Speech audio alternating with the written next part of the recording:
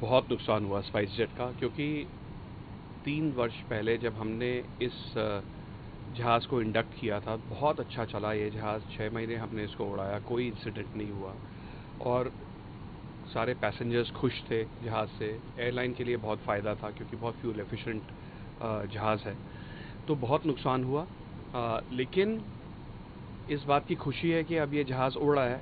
पिछले 1 वर्ष में अमेरिका में, यूरोप में, गल्फ़ स्टेट्स में, ऑस्ट्रेलिया में, साउथ अमेरिका में, सारे जगह ये जहाज़ उड़ने लगा है।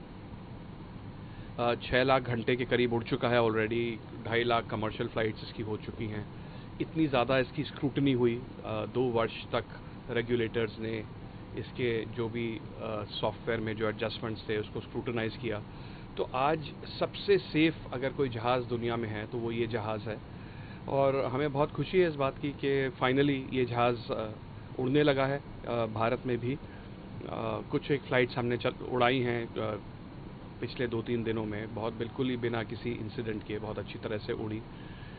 दूसरा एयरक्राफ्ट आज अभी अहमदाबाद से दिल्ली वापस आ रहा है। तो पैसेंजर्स के लिए भी एक बहुत खुशी की बात है कि इतना अच्छा जहाज़ है।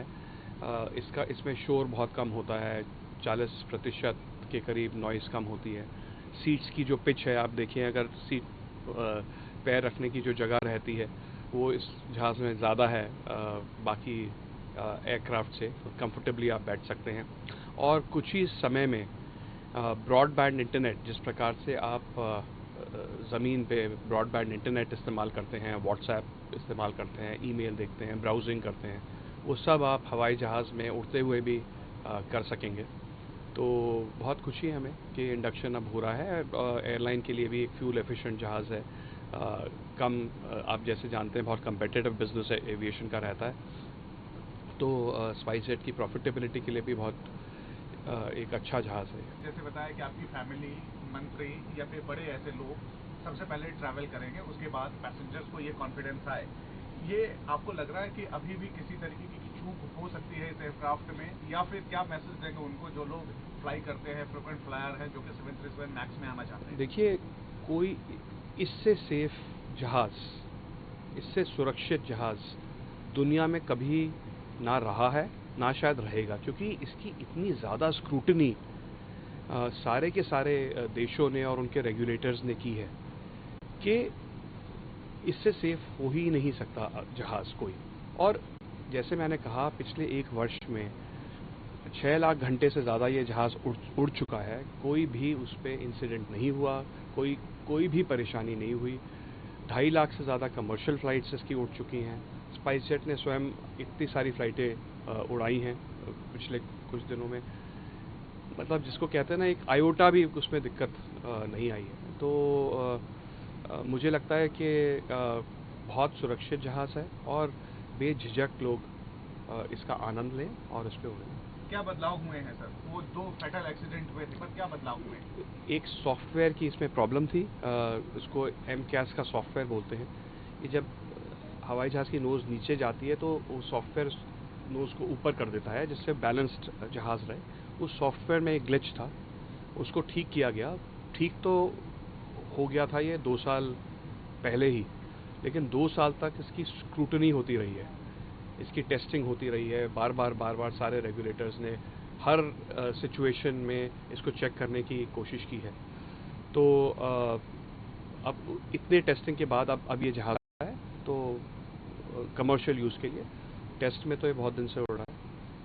और बिल्कुल भी कोई, मुझे लगता नहीं कि कोई डाउट अब इसमें बचा है। अब सवाल थोड़ा बोइंग से रिलेटेड है, और किस तरीके का आप कंपनसेशन की डिमांड किए और कहाँ तक पहुँचा ये सेटलमेंट का प्रोसेस? सेटलमेंट हमारा साइन हो गया है, पूरा हो गया बोइंग के साथ। और उस पर कैश भी और प्रकार के भी कॉम्पनसेशन बोइंग ने स्पाइस जेट को दिया है। एक फेयर सेटलमेंट है। और बड़ी बात यह है कि आने वाले समय में भी हमने, जैसे आप जानते हैं कि 150 जहाज़ का, 155 जहाज़ का हमने ऑर्डर दिया था, 50 और ऑप्शन से तो 205 जहाज़, उसकी डिलीवरी भी दिसंबर से अब फिर से चालू हो जाएगी। कितना का लॉस है, कुछ ऐसा आंकड़ा दे पाए? मैं नहीं देना चाहता क्योंकि जो अग्रीमेंट हुआ है वो कॉन्फिडेंशियल एक अग्रीमेंट है, लेकिन उसका पूरा कॉम्पनसेशन बोइंग से स्पाइसजेट को मिलेगा। कितने और जहाज आपने बताया 737 मैक्स को ऑर्डर किया आपने?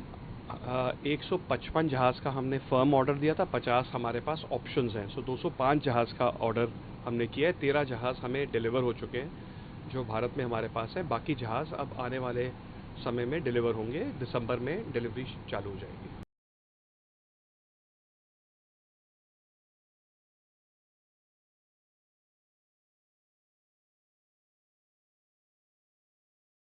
देश बनता है अपने नागरिकों से।